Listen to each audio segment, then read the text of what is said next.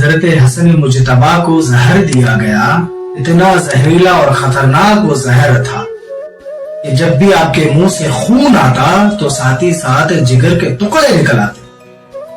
امام حسین نے تکیے کو رکھا، بھیا آپ لیٹ جائیے، سینے میں بڑا درد تھا نا؟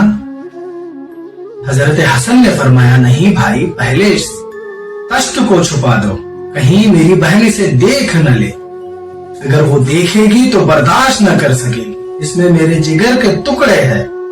اتنے میں 1.5-2 برس کا بچہ کہیں سے کھیلتا ہوا آیا، آ کر حضرت حسن کے سینے سے لپٹ گیا۔ جیسے ہی سینے سے لپٹنا تھا، ماں نے آواز دیا، بیٹا قاسم، بابا کے سینے سے اتر جائیے، بابا کے سینے میں درد ہے۔ حضرت حسن نے فرمایا، نہیں ام فروا، قاسم کو میرے سینے پر رہنے دو، جب بھی قاسم کا سینہ میرے سینے سے ملتا ہے تو مجھے سکون محسوس ہوتا ہے۔ اتنی محبت تھی باپ کو اپنے بیٹے سے۔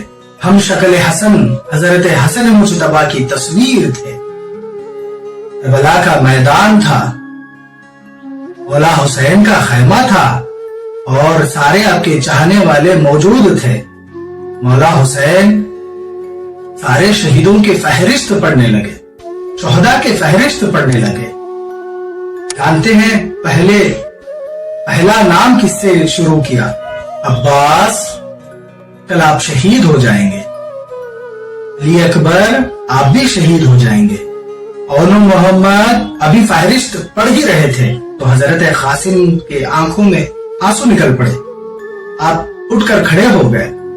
چچا جان، فہرست میں میرا نام نہیں ہے؟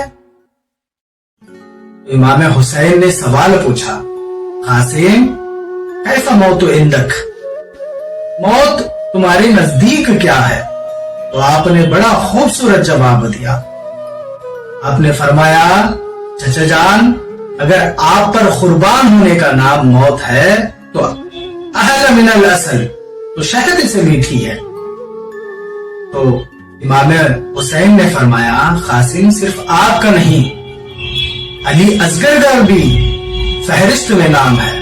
جیسا ہی فہرست میں علی اصغر کا نام سنا تو زارو خطار رونے لگے۔ چچا جان، قاسم کی عمر ابھی چلنے کی بھی نہیں ہے، وہ بچہ ہے، اس کی عمر جھولے میں کھیلنے کی ہے، کیا ظالم خیموں کے اندر داخل ہو جائیں گے؟ مولا حسین نے فرمایا، نہیں قاسم، میں خود علی اصغر کو لے کر جاؤں گا۔ جب اگلے دن کا سورج نکلا تو حضرت زینب نے خیموں کے پیچھے سے رونے کی آواز کو سنا، جا کر ام فروا کو بتایا۔ حضرت ام فروا دیکھا تو حضرت قاسم رو رہے ہیں، آ کر پوچھا کہ قاسم کیوں رو رہے ہو، رونے کی وجہ کیا ہے؟ تو حضرت قاسم نے فرمایا، امی جان، جب کبھی بھی چچا کے پاس جاتا ہوں تو اجازت نہیں دیتے، ہمیشہ ایک ہی بات کہتے ہیں کہ تم میرے بھائی کی نشانی ہو۔ قاسم، جب کبھی بھی مجھے میرے بھیا کی یاد آتی ہے تو میں تمہارے دیدار کر لیتا ہوں، تمہارے چہرے کی دیدار سے مجھے سکون ملتا ہے۔ جب کبھی بھی میرے بھائی کی یاد آئے تو قاسم میں تمہیں دیکھ لیتا ہوں۔ حضرت ام فروا نے فرمایا اپنے بیٹے سے کہ قاسم، تمہارے بابا نے کہا تھا کہ جب کبھی بھی میرا قاسم بڑے مصائب کے پاس جا کر رک جائے تو میں نے اس کے بازو پر ایک تعویذ کو باندھ کے رکھا ہے، قاسم سے کہہ دینا اس تعویذ کو کھول کر پڑھ لینا۔ حضرت قاسم نے تعویذ کو کھولا، امام حسن کی تحریر تھی۔ جانتے ہیں کیا لکھا تھا؟ یا بنی یا قاسم، اے میرے لخت جگر قاسم، یا بنی یا قاسم اذا وجد امک حسین غریبا مظلوما واحدا، اے میرے لخت جگر قاسم، جب کبھی بھی غربت کی حالت ہو، مظلومیت کا عالم ہو اور میرا بھائی حسین پیاسا ہو تو آپ اپنی جان کو قربان کرنے سے پیچھے نہ ہٹیے گا، آپ अपनी जान को कुर्बान करने से पीछे ना हटिए। हजरत कासिम मुस्कुराते हुए अपने आंसुओं को साफ किया, मौला हुसैन के हुजरे में दाखिल हुए। आते ही फरमाया कि ऐ मेरे चचा जान, अब आप मुझे नहीं रोक सकते, आप मुझे नहीं रोक सकते। देखिए मेरे बाबा ने क्या लिखा है। इमाम हुसैन ने उस तहरीर को पढ़ा। हजरत हसन मुजतबा ने लिखा था अपने हाथों से। आपने पढ़ा, पढ़कर जारो खतार रोने लगे, हत्ता कि आपकी दाढ़ी मुबारक भीग चुकी थी। रोते हुए फरमाया कि भैया हसन, आप मुझे इस हालत में भी नहीं भूले। हजरत कासिम को सीने से लगाया और फरमाया, कासिम, मैं नहीं चाहता कि तुम मैदान में जाओ, लेकिन मेरे भैया की वसीयत है, मैं ना चाह कर भी तुम्हें इजाजत दे रहा हूं। कासिम, ऐ मेरे भैया की जान कासिम, मैं खुद तुम्हें ज़रा पहनाऊंगा अपने हाथों से। ज़रा जो है लोहे की होती है, तलवार के वार को रोकती है, तीरों के वार से जिस्म को महफूज रखती है। जब कोई नीचे गिर जाए जमीन पर, घोड़ों के टापों से महफूज रखती है, उन्हें रोक कर रखती है। मौला हुसैन अपने हाथों से ज़रा को पहनाया, लेकिन वो नहीं आ रही थी। मौला हुसैन दूसरी ज़रा पहनाया, तीसरी, चौथी। अभी आपकी उम्र सिर्फ 13 साल की थी, कोई भी ज़रा आपके नाप की नहीं थी। तो हजरत कासिम ने फरमाया, चचा जान, ज़रा को रहने दें, मुझे यूं ही छोड़ दे, मुझे यूं ही छोड़ दे, मुझे बस सवार पर बिठा दे।